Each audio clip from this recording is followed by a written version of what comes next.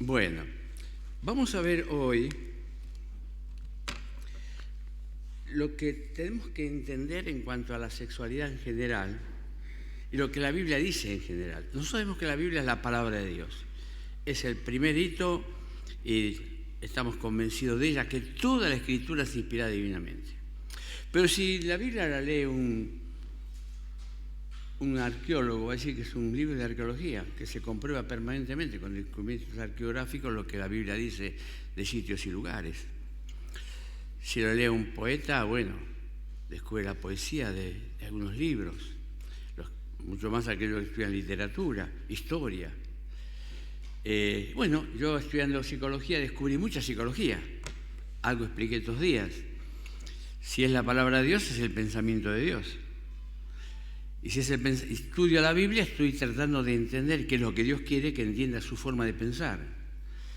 Estudiar la Biblia es estudiar la mente de Dios, en lo que puede alcanzar un hombre, un ser humano, alcanzar la mente de Dios.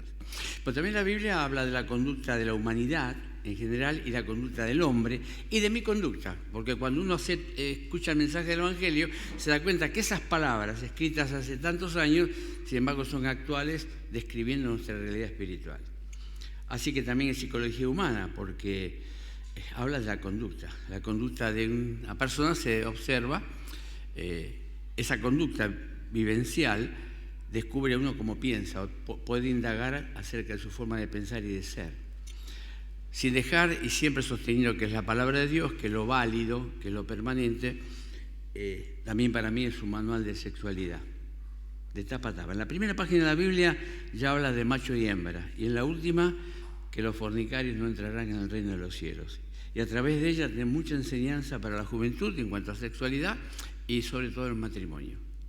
Hay un libro que para mí es netamente romántico y sensual, y decir sexual también, que es Cantar de los Cantares. Para mí es literario, es la relación de un esposo con una esposa. Algunos han matizado pensando que es una figura de Jehová y el pueblo de Israel, o de Cristo y la Iglesia, pues yo veo cosas que no concuerdan. Una cosa es el matrimonio, como claramente lo expresa Pablo en el capítulo 5 de Efesios. Sí, el matrimonio lo compara a la relación de Cristo y la Iglesia. Hasta ahí muy bien, porque está bien claro y específico. Lo otro es alegoría, que no lo veo yo, no sé quién, pero yo no lo veo. Y lo he estudiado y veo, sí, una gran enseñanza de la vida sexual del matrimonio. Algún día vamos a hablar de eso, especialmente vamos a tener que dedicarle bastantes para matrimonios, tanto jóvenes como mayores, y los mayores nos vamos a dar cuenta que hemos perdido un poco de tiempo en muchas cosas. Bueno, largamos. Educación sexual postergada. ¿Qué significa? Que hasta ahora nunca se ha hecho nada. Y los padres no tenemos culpa, pero sí tenemos responsabilidad, porque tampoco nosotros hemos sido educados sexualmente por nuestros padres, mucho menos una generación o 2 generaciones atrás, ¿verdad? Pero bueno, estamos en un tiempo que hay que hacerlo, porque el enemigo se nos adelantó. Y fíjense que hasta el nombre que se usa en educación sexual integral es falso, porque no es integral. Integral sería, si yo le agrego, integralmente cristiana. Una psicología, una educación sexual es integral si es con mente cristiana, donde intervienen también los valores espirituales manejando la sexualidad. Vamos a entendernos algunos temas, algunos conceptos, ¿no? La palabra sexo tiene 2 aplicaciones: como genitalidad, femenino y masculino, y en sus funciones de los órganos genitales, y como acto sexual, el coito. Vamos a ampliar. Ustedes se van a dar cuenta que a veces los padres, uno recorre el país y siempre lo pregunto, ¿cómo le llaman en el norte al pene o a la vagina? No se imaginan las palabras y los sinónimos que han encontrado para 2 palabras tan sencillas y nada altisonantes ni nada llamativas, ¿no es cierto? Yo tendría que hacer una recopilación que ahora no me acuerdo, pero eran muy simpáticas. Pero claro, es una forma de zafar, de llamar las cosas por su nombre, pero no es el hecho del nombre, porque los nombres en sí mismos no son tan llamativos ni no son ofensivos para nada, pero sin embargo el contenido y el significado es el que nos mueve, ¿no? La sexualidad como personalidad de cada sexo. Hay una sexualidad masculina, y aquí está la gran diferencia, y sexualidad femenina. Y la Biblia enseña mucho de eso. Forma de actuar y pensar es de ver la vida, la diferencia. Y esto es el gran problema que se descubre cuando uno se casa, que en el noviazgo no conoció la forma de pensar, de sentir del otro sexo. Pensamos que es como nosotros, y es una gran equivocación. Y creo que falta información técnica en cuanto a lo que es la forma de pensar, de ver, de razonar, de decidir de cada uno de los sexos. Ahora, es maravilloso que Dios haya pensado que pueden funcionar, que dos personas tan diferentes, que de lo que nos atrae de las diferencias es lo sexual, es lo físico, eso nos atrae maravillosamente. Pero en lo demás tenemos varios choques en la forma de pensar y ver las cosas, ¿no?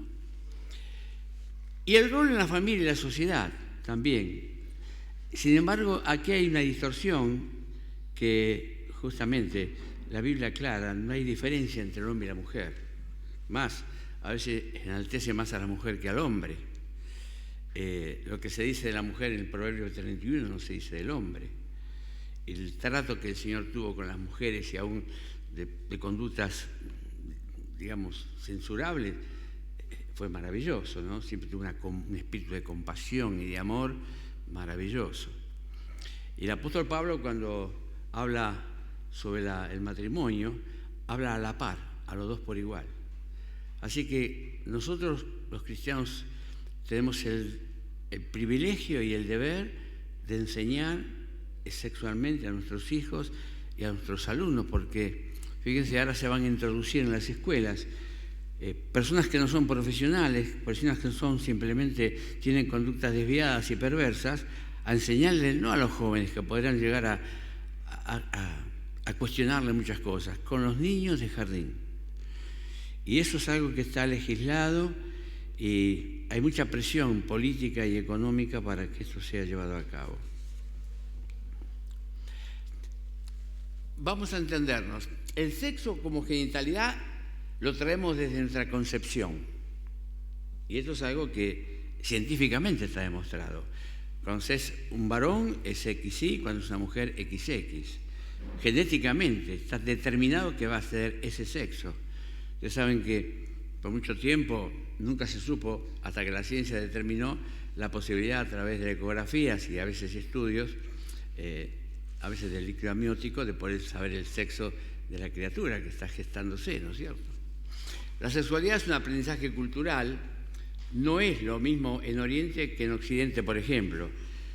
Saben bien que las mujeres en Oriente son sometidas, no tienen voz ni voto, no tienen presencia social. Bueno, no vamos a hablar de eso, pero en Occidente, en ese sentido, pueden llegar a ser presidentes, reyes, reinas, en ese sentido, legisladoras, ¿no es cierto? Por supuesto que siempre se está en deuda. La humanidad está formada por más mujeres que hombres, y sin embargo siempre en política superan los hombres ampliamente a las mujeres. Eso es un problema de muchos que son muy bocinadores, de decir, bueno, hay igualdad, pero no hacen nada para que la igualdad sea una realidad. Ahora, para entendernos, existen prácticas aceptadas y otras reprobadas. Ambas pueden ser conductas beneficiosas y perjudiciales en la vida sexual, y eso lo decidimos nosotros. Lo que se hace y se siembra se cosecha. Esto es algo que tenemos que aprender y enseñar. Uno tiene la libertad de hacer lo que siente. Hoy se maneja mucho con los sentimientos la gente, ¿no? No con el razonamiento, ni con la razón, ni con la ciencia. Yo siento así. ¿Y quién discute un sentimiento? No lo podemos cambiar ni podemos contradecirlo, es el sentimiento, es la realidad, pero nunca es acertado, o pocas veces acertado. En la vida sexual que practiquemos no solo nos afecta a nosotros, sino también a nuestra pareja y a la familia de ambos. Y esto es hablar de los adolescentes que ya tienen vida sexual precoz. Hoy día, cuando uno escucha un reportaje a un grupo de jóvenes, sin ningún tipo de vergüenza, quizás una jovencita dice que hay preguntas bien dirigidas de parte de los entrevistadores, que en la tercera salida no hay inconveniente en tener relaciones sexuales si le gusta al muchacho. Entonces surge la pregunta, pero ¿te enamoraste del muchacho? No hace falta, simplemente me gusta, siento que me gusta y siento que la voy a pasar muy bien. Y así, con un desparpajo y una naturalidad que asombra, que no se daba en la generación anterior de ella, ¿no es cierto? Hay que ver, hay muchos factores que han incidido y hemos dejado que un poco la sociedad y sobre todo los medios de comunicación ejercieran el rol de educadores, entre comillas, de nuestros hijos, ¿no? Por supuesto que, esto vamos a ver más adelante, realmente cuando la sexualidad se vive con la pasión de la adolescencia y la juventud, a veces hay premisas equivocadas o conceptos que la primera vez no pasa nada, o que depende de la frecuencia con que se haga la relación sexual, puede quedar embarazada o no. Y eso se sabe perfectamente que no hace falta mucho. Una sola, en condiciones apropiadas en cuanto a los tiempos de fecundación, una sola relación sexual puede embarazar a un joven, ¿no? Algunos creen que las relaciones entre los sexos se dan por atracción. Son palabritas poéticas y así tipos familiares como para hablar simpáticamente de la sexualidad o de la atracción sexual. Hay atracciones, es una atracción magnética. Nos hemos sentido atraídos el uno al otro. No me pida explicación, pero es así. Luego, el azar, nos encontramos, nos vimos y nos flechamos. O lo vamos a ver más adelante. Por química, esta es otra expresión que se usa. Tenemos una química entre los dos. Y famoso Cupido. Ustedes chicos no sé si supieron de Cupido. Es un angelito que tiene una flecha y ensarta los corazones de los enamorados. Muy poética, ¿no es cierto? O el destino nos ha unido. Y cada uno, creo que hay una razón en todo eso. Llega un momento en que cuando somos jóvenes nos gustan todas las chicas, pero llega un momento en que después se empieza a concentrar el foco en una en especial, y a veces es así, tenemos que decirlo, van surgiendo la atracción por comparación, y perdonen la palabra, o por descarte. Si yo elijo algo, estoy descartando lo otro, pero uno no piensa en el descarte, sino que piensa en los factores de atracción que tiene la otra persona, el otro sexo, ¿no? O cualquier otra explicación popular y cultural. Pero ¿qué sucede con esto muchas veces en las relaciones? En la primera, algunos cortocircuitos en la parte magnética, la suerte nos puede jugar en contra con el azar, podría haber un error en el laboratorio, en la química, y el angelito puede errar el blanco. Y sí, puede errar el blanco y el destino salió equivocado. ¿Por qué? Y fíjense que es fácil cambiar de pareja en los primeros años en los últimos años de la adolescencia y los primeros de la juventud, porque no hemos visto en primera instancia todos los componentes que necesita la pareja o necesitamos nosotros para mostrar e intercambiar actividades, miradas, palabras, costumbres, proyectos, sueños. Y esas son cosas que muchas veces cuando uno hace terapia matrimonial se da cuenta que los problemas se podrían haber evitado, sí, sin casarse, porque esas cosas aparecieron en el noviazgo, y en el noviazgo decimos, bueno, ya esto se va a solucionar, no se quiere hablar, son pensamientos, son actitudes, conductas, referencias familiares. Bueno, a veces la mujer tiene una idea, siempre es una idea transformadora del chico, ¿no? Dice, la madre no me lo terminó bien, le voy a dar un golpe de horno, le falta un golpe de horno, porque yo lo voy a dejar lindo. Pero resulta que todos tenemos un cambio en la vida. Ojo, el chico no. Vienen chicas que el muchacho no hace eso, ni piensa eso. ¿Le gustó? Le gustó. Foto, foto, foto, foto, y hasta si pudiera hacer una estatuita en la mesa de luz, un muñequito, pondría a la novia un muñequito. Que no cambie. Y más, a veces hasta se enoja si cambió el peinado, porque yo te conocí así, con ese peinado. ¿Te cortaste el pelo? No, así no. Yo te conocí. Quiere mantenerla tal cual. Por supuesto, en la vida ella va a cambiar, como cambiamos todos. Y la otra, chicas, tengan cuidado, porque si lo hacemos, lo hacen a medida de usted, a su gusto, al final no les va a gustar. Porque ¿Qué experiencia tenemos en transformaciones de seres humanos o de muchachitos? ¿Qué sabemos qué es lo mejor de ese muchachito? ¿Cómo va a quedar su vida? ¿O en qué se va a ir transformando? Porque no podemos estar modificando permanentemente a la persona. A veces pegamos un giro y ahí arranco para aquel lado y resulta que después como termina no es lo que yo pensaba. Así que tenemos que pensar muy bien, conocernos muy bien, aceptarnos tal cual somos y advertirnos de aquellas cosas que uno no ve positivas. ¿Y qué disposición tiene la otra persona de cambiar si es que quiere cambiar? Por eso, ¿por qué los noviazgos se rompen? Un noviazgo que se rompe es un noviazgo positivo, 100% positivo, porque se ha visto las cosas que no funcionan. Y algunos dicen, no, ya verá el tiempo, y resulta que fracasó el noviazgo, porque es un tiempo, como decíamos hoy, no está en la Biblia el noviazgo, de lo que es el noviazgo del Occidente. Ustedes saben que en Oriente el tema los arreglan los padres, eso de los chicos, a veces las nenas jovencitas se tienen que casar con un hombre grande y otras cosas más. Pero el noviazgo es una oportunidad para conocernos. ¿Pero qué pasa en el mundo? En la tercera salida, primero que no se habla de noviazgo. Hoy la palabra noviazgo no es del público conocimiento. Entonces se cae en la sexualidad. Si los animales se entienden sexualmente, ¿cómo no se va a entender el ser humano sexualmente? Aparte tiene la palabra para decir lo que agrada, lo que no agrada. No es un problema, aunque hay a veces preconceptos, que luego vamos a hablar de algunos, que dificultan la actuación sexual en el matrimonio. Cosas aprendidas o oídas. Pero, sin embargo, lo que separa a las personas es la forma de vivir, la forma de ver las cosas, de manejar el dinero, los tiempos, las costumbres, el lugar que se le da a la familia primaria, que es el gran problema, la injerencia, y eso está tan aclarado en los primeros capítulos de la Biblia, ¿no?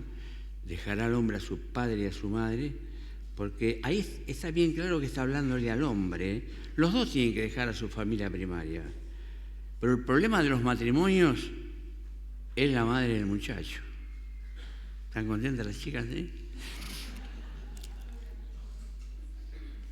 Porque una madre, como decíamos hoy, no lo ve crecer al hijo, más si es el varón y el primero. Es lógico, pero no se acuerda lo que pasó con ella y su marido, que le molestó mucho cuando la suegra se metía. O cuando el marido iba y primero consultaba con la madre que con ella. Esa la ponía de los pelos de punta. ¿Y para qué te casaste conmigo? Yo has casado con tu madre. Evidentemente hay cosas que se tienen que hablar. Yo he visto una pareja que tuvo gran dificultad y no sé en qué terminó porque abandonaron, que el problema era que querían tener hijos o no querían tener hijos. Uno quería inmediatamente y el otro quería esperar. No recuerdo cuál de los dos. Y bueno, no se pusieron de acuerdo ni siquiera en repartir los tiempos. En vez de 10 años, esperemos 5. No. Pero eso nunca se habló en el noviazgo de los hijos o no que querían tener. La otra es ir a vivir con los padres. Esto es una bomba de tiempo. Si se van a vivir a la casa de la madre de ella, más o menos es pasable, aunque no es aconsejable tampoco.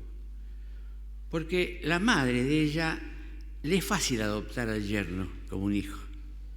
Aparte, si cocina bien, el yerno entra como por la ventana, ¿no? Pero aparte la chica sale a trabajar. Entonces, a veces deja la habitación sin hacer. Entonces la madre chocha, bailese la cama, le toma la ropa del baño para ir a lavarla, hace la comida, encuentra todo hecho. Vive en el cielo. Ahora, si la cosa es en la casa de él, mirá cómo dejó la pieza. ¿Será posible? La ropa toda tirada. No vamos a entrar en ese detalle. Y vamos a volver al tema, si no nos vamos a ir muy lejos. ¿Y nosotros qué papel desarrollamos, no es cierto?, en el tema de la sexualidad? Es decir, que en principio hay razones psicosociales flexibles que por qué se elige o de cómo se elige al compañero o la compañera.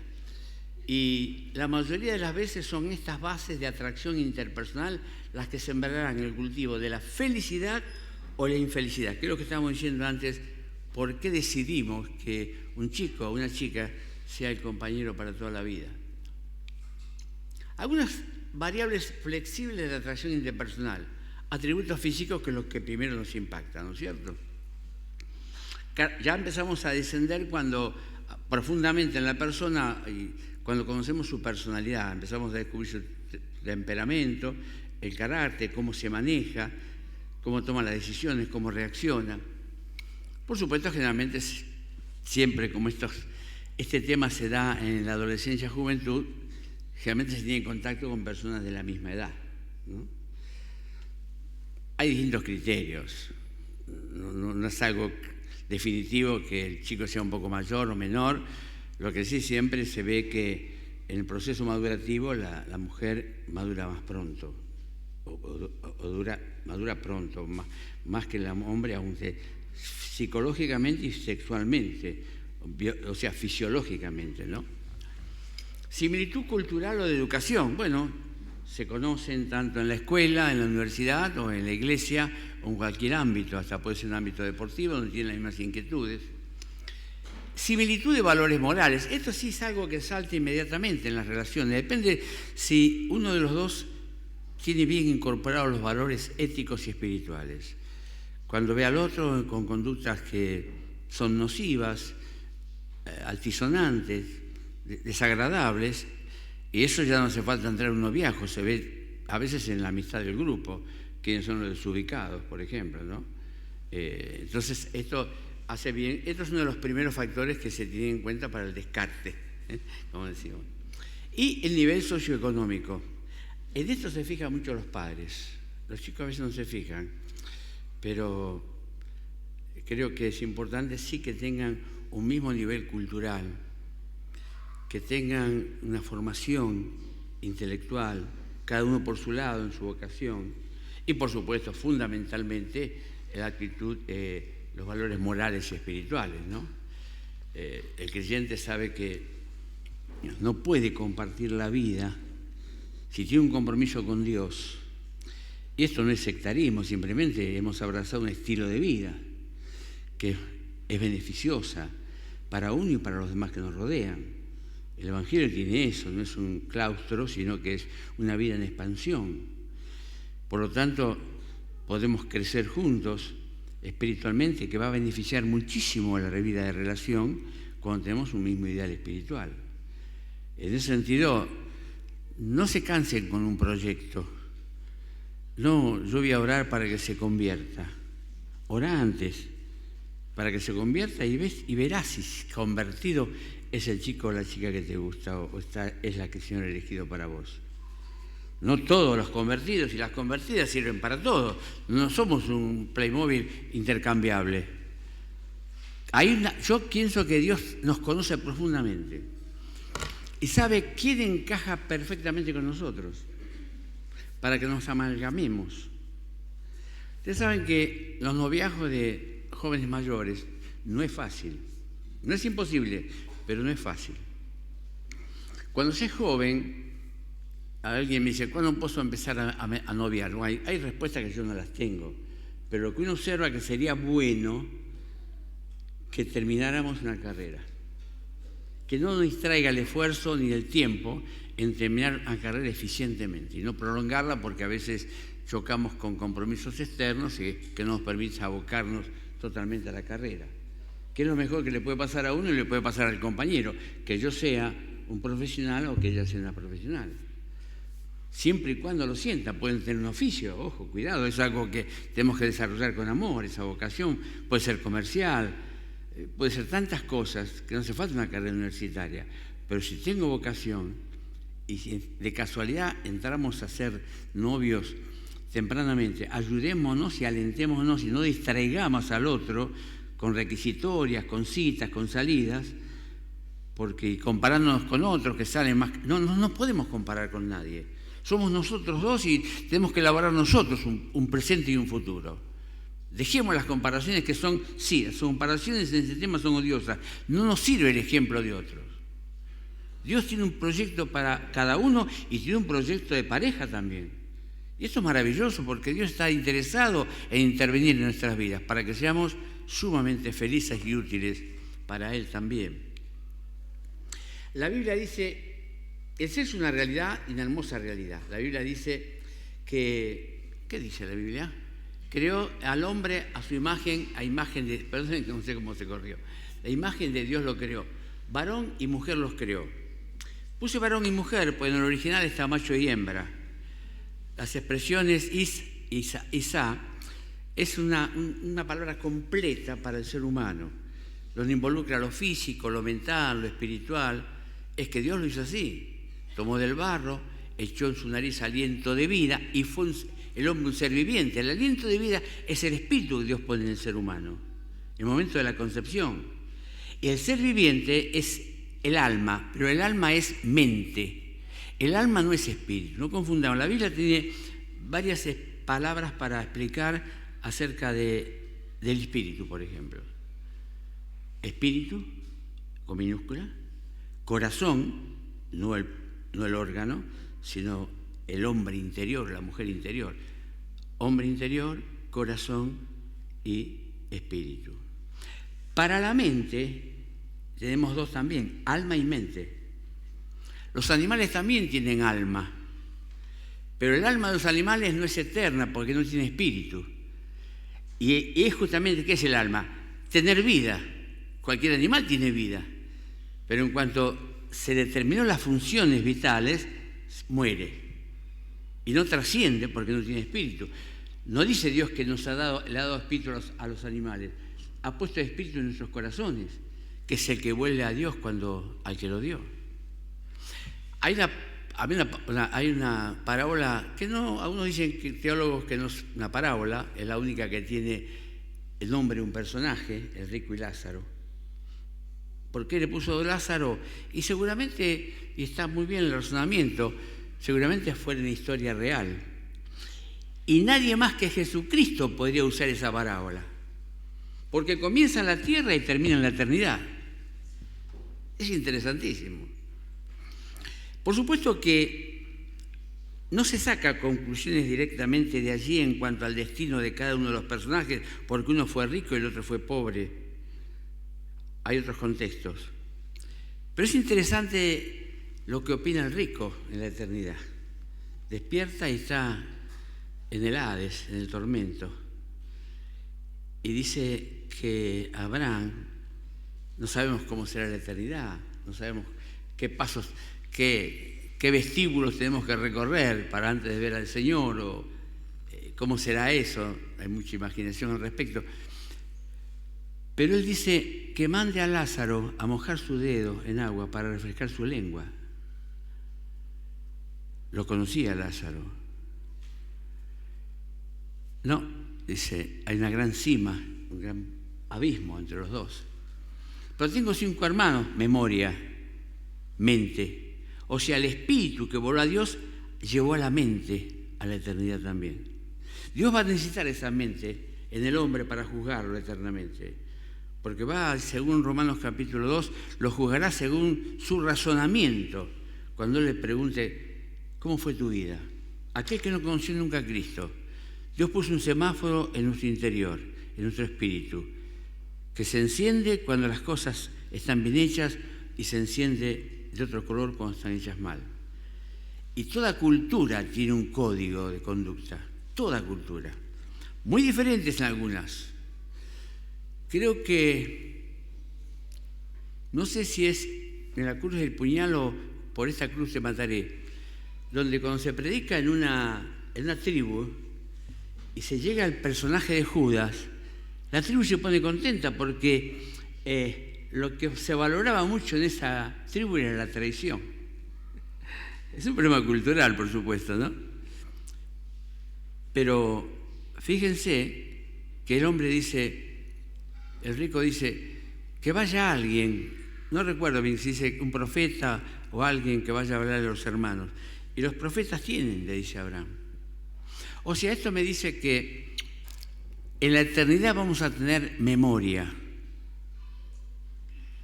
No va a haber mecanismo. La mente tiene algo que nos ayuda o no nos ayuda a vivir, que son los mecanismos de defensa.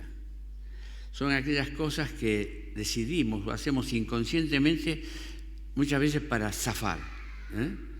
Entonces, negamos algo, pero lo negamos conscientemente. No, yo no soy así. Pero no es que estén mintiendo, lo niegas inconscientemente. O proyecta. Sí, pero yo no, yo no soy así, y es así. O a veces juzgamos una mala conducta en otro y la tenemos nosotros, porque no nos animamos a juzgarnos nosotros mismos. Y hay varios mecanismos de defensa, ¿no? Y esos mecanismos ya no funcionarán, porque justamente son mecanismos, diría yo, contaminados por el pecado, porque siempre evitan la realidad. Pero esta expresión, varón y hembra, en el mismo momento, aunque fueron creados en distintos momentos, sin embargo, la actitud de Dios fue la misma, crearlos a su imagen y semejanza. Por eso, Dios, que es un Dios trino, nosotros también somos un ser trino. Tenemos cuerpo, espíritu y alma, y mente, ¿no es cierto? ¿Qué tenemos?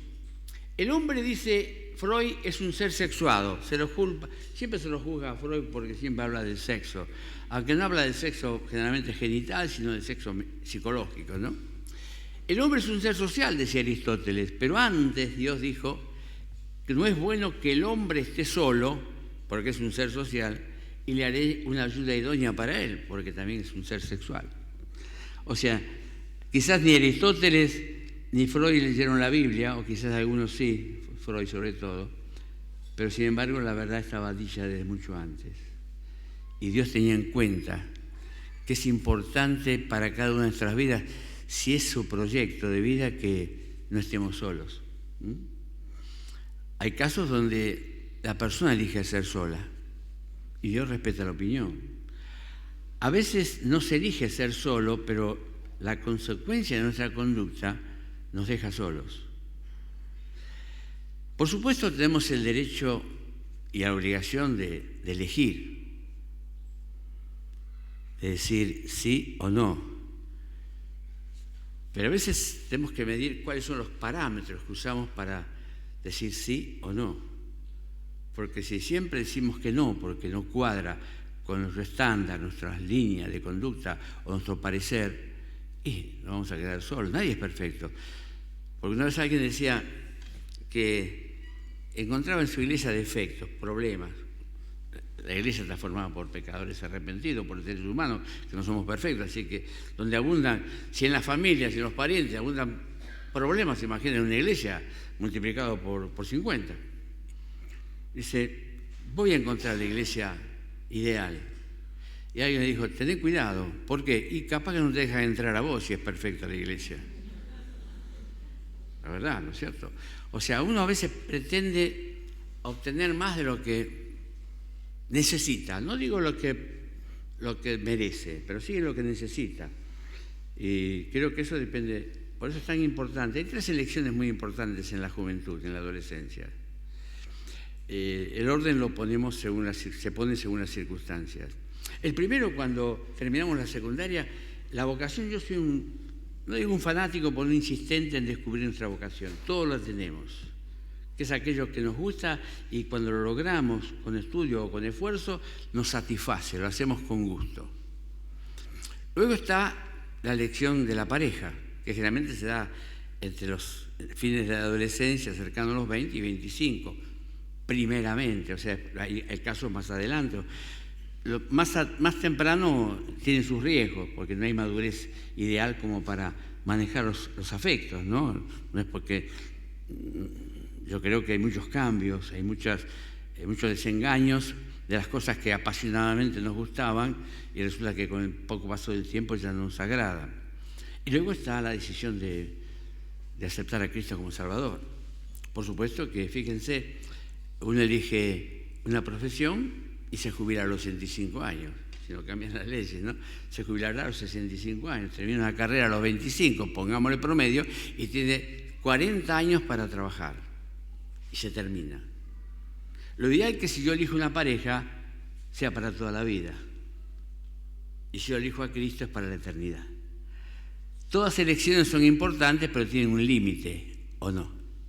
Y eso es importante porque depende de nosotros siempre.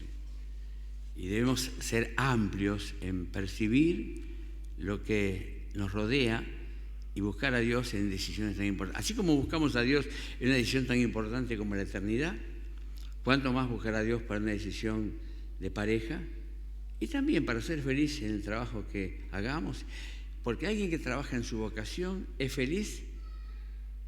Y aunque sea una vocación, un trabajo, una profesión que no sea de mucho éxito económico, sin embargo, cuando uno lo hace con vocación y con apego, de esa profesión, de ese trabajo va a ser el mejor o de los mejores.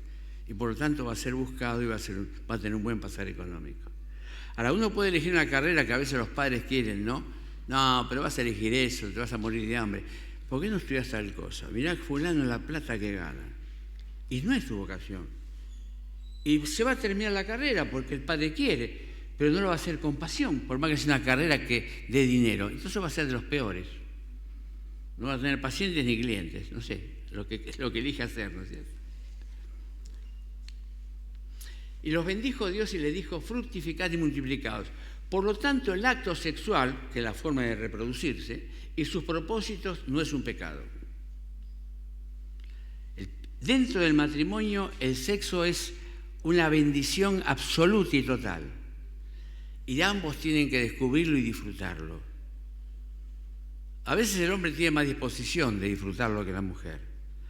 No es que la mujer no lo tenga, le da un poco más de pudor y vergüenza llegar a manifestarlo con él, aunque esté casado, y 5 años de casado, 10 casados. Le cuesta mucho a la mujer desprenderse de un montón de ataduras mentales que pueden haber sido absorbidas, ¿sí? Por la conducta a veces.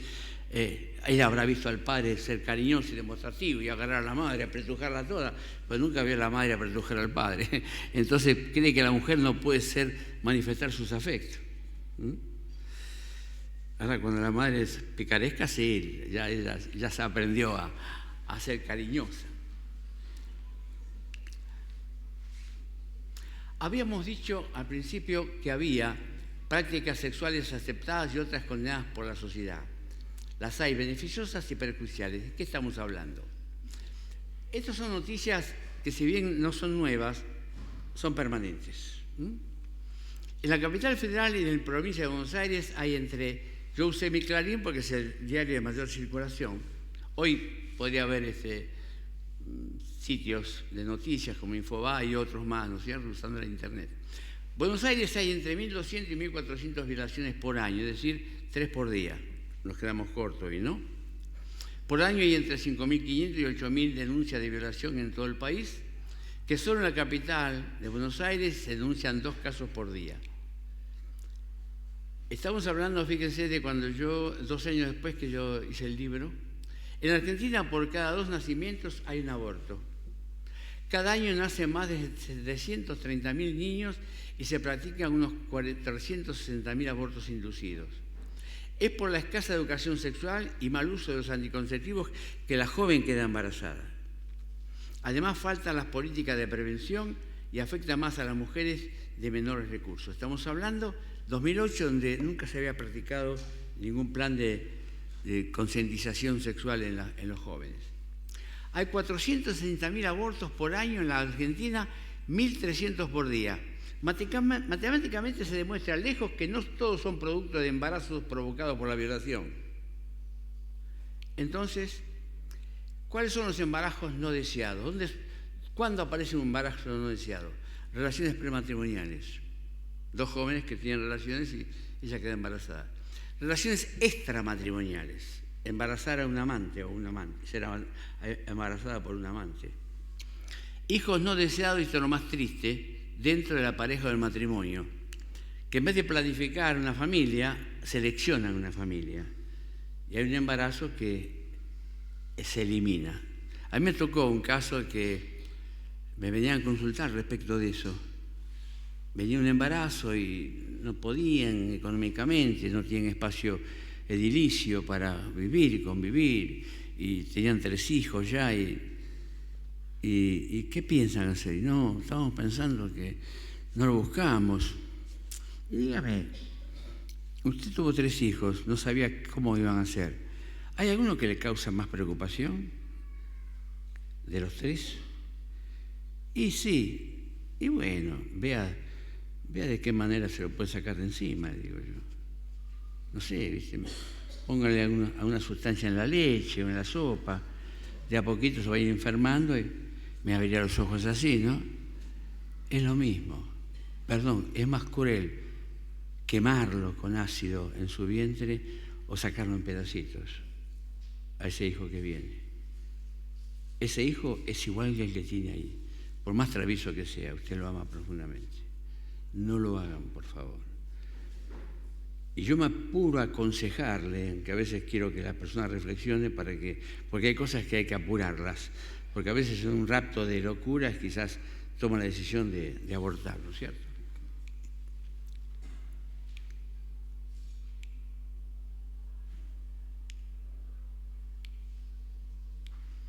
Bueno.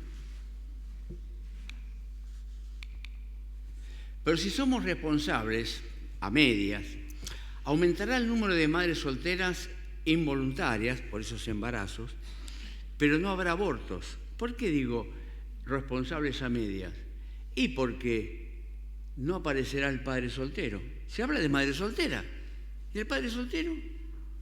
A veces aparece uno, pero generalmente se borra. ¿Y qué conclusión llegamos con palabras un poquito fuertes? Y llegamos a la conclusión que muchos son muy machos para concebir un hijo, pero pocos hombres para hacerse responsables. Perdónenme, chicas, me quiero dirigir a ustedes como hijas y como nietas. Cuidado. Ustedes son muy preciosas, muy valerosas para Dios y para sus seres queridos. Y para ustedes mismas. Ámense, valórense y háganse valer. Pero además del instinto sexual y la circunstancia, ¿qué factores son responsables, entre otros? Y aquí entramos en el entorno. La sociedad permisiva en que vivimos. Las malas campañas contra el SIDA, que siempre fueron anticonceptivas, o conceptivas pero con prevención, y la doble moral, que tiene mucho que ver con la sociedad permisiva. La sociedad permisiva, y hoy hay modelos en televisión, en el ambiente de internet, donde escuchamos palabras de gente irresponsable, mujeres vacías, si uno las sacudiera pareciera una maraca porque tiene un cerebro así, sin embargo tienen oportunidad de hablar en la televisión, en los programas, y le dan audiencia y audiencia, y son mujeres que no tienen ningún modelo de vida, por el contrario, son tristes personajes de la farándula, ¿no? Y son los que viven la vida playboy o playgirl. Haz lo que quieras, con quien quieras, donde quieras, cuando quieras y como quieras. ¡Viva la Pepa! Ese es el pensamiento de aquellos que están esperando toda la semana, el fin de semana, para ir a bailar un boliche, embriagarse y endrogarse. Que son muchos, ¿eh? Que son muchos. Desgraciadamente, cuando uno vio en las fiestas electrónicas la gente linda, que fueron engañados y le dieron a consumir algunas drogas, sobre todo un éxtasis, perdieron su vida. Yo cuando vi las noticias y la historia de esos niños, esos jovencitos estudiantes, universitarios, que fueron a divertirse y fueron engañados por una pastilla, digo, pero es que ese lugar es peligroso. No es que tuvieron intención ellos de hacer cosas locas, pero el ambiente los llevó a eso. En otro lugar no lo hubiesen hecho, no lo hubiesen logrado, o no se hubiesen perjudicado de esa manera. Y eso nos falta sabiduría. A veces hay mucha autosuficiencia, y lo vamos a ver más adelante. A mí no me va a pasar. A mí no. Eso le pasa a los giles, como dicen los muchachos, ¿no es cierto? O a las tontas. Las malas campañas contra el SIDA. No sé si recordamos las dos que hubo. Dirigidas con una muy mala imagen de salud, se demostró que nada sabe de conducta de los adolescentes, con el que catastrófico. ¿Lo reconocen al personaje este, no? El galán. Yo tenía una foto que ampliaba los dientes de él, ¿no? Con un tremendo color amarillento lleno de sarro. Un médico, ministro de salud. Mi esposo me dijo, sacá eso, Osvaldo, me dijo mi esposo. Y no le hace caso. ¿Cuál fue el catastrófico resultado de esa campaña de repartir preservativos gratuitamente en las puertas de las escuelas?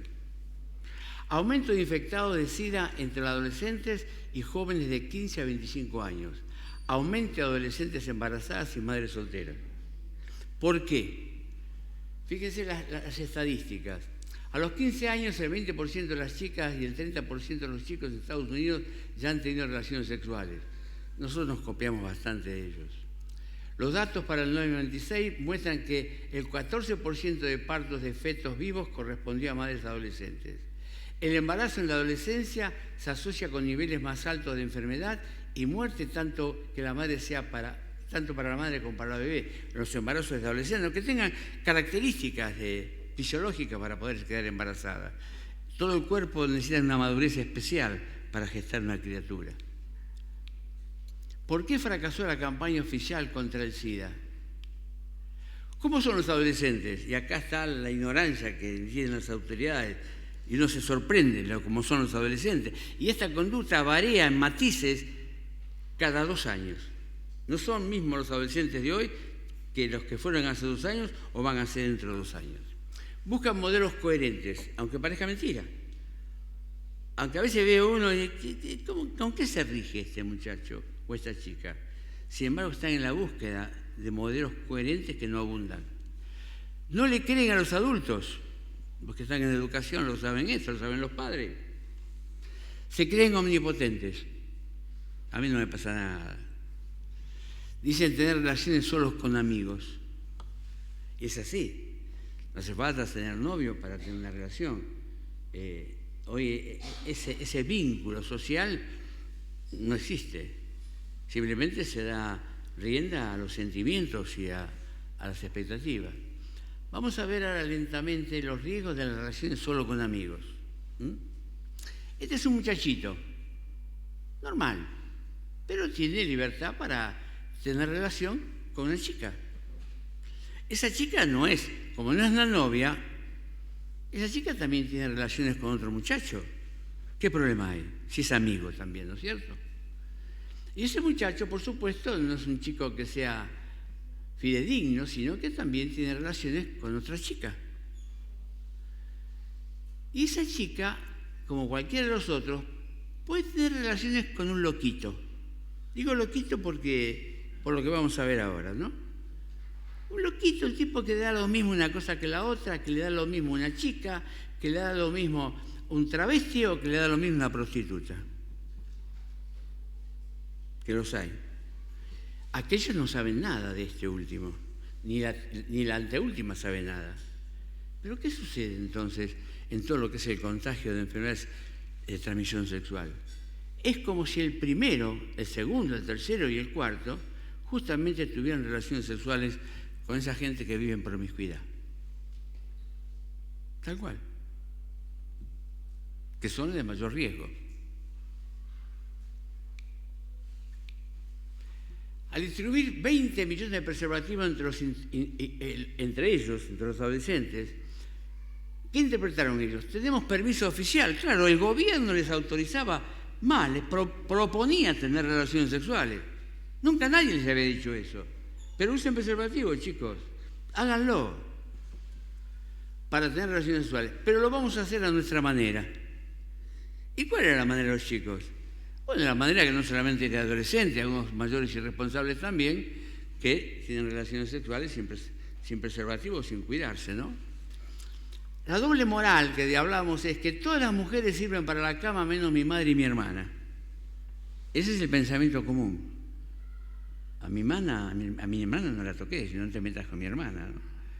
Como si fuera un ser diferente a cualquier otra mujer. No soporto que me mientan, pero miento. A cualquier edad y en cualquier función. Exijo fidelidad, no voy a permitir una infidelidad, pero yo no la garantizo. Esa es la doble moral en que vivimos. Y evidentemente llega un momento que estamos totalmente desorientados. ¿Para dónde agarramos? ¿A quién le creemos? Decidamos hacer un buen uso de nuestra sexualidad. Este es el libro, perdonen la insistencia, pero va a haber un hermano, tú, recordame, David, que se va a encargar de anotar a aquellos que quieran el libro. Una vez que está anotada la lista, yo voy a mandar los libros y le pagan a él en cuanto reciban el libro. Vale 3.200 pesos. Hoy, esperemos que dure una semana más. No obstante, el envío va a ser gratuito. Porque yo tenía que haberlos traído ahora, que pensé que tenía, pero resulta que los habías entregado todos. Así que hay mucho más para decir, pero quizás podamos enriquecernos con las preguntas que son más precisas y determinantes y específicas, ¿no es cierto? ¿Qué le faltó? Pónganos en la pregunta. ¿Qué no dije? ¿Qué no aclaré? ¿Qué no amplié? Les ruego, por favor, que tengan valentía la tienen, pero exprésense con todas las palabras. Yo estoy contento que haya jóvenes. Sepan, chicos, que esto es mucho para ustedes fundamentalmente. Y saben que los hijos que tengan ustedes en el futuro se van a encontrar con un mundo muy diferente al de ustedes, totalmente diferente.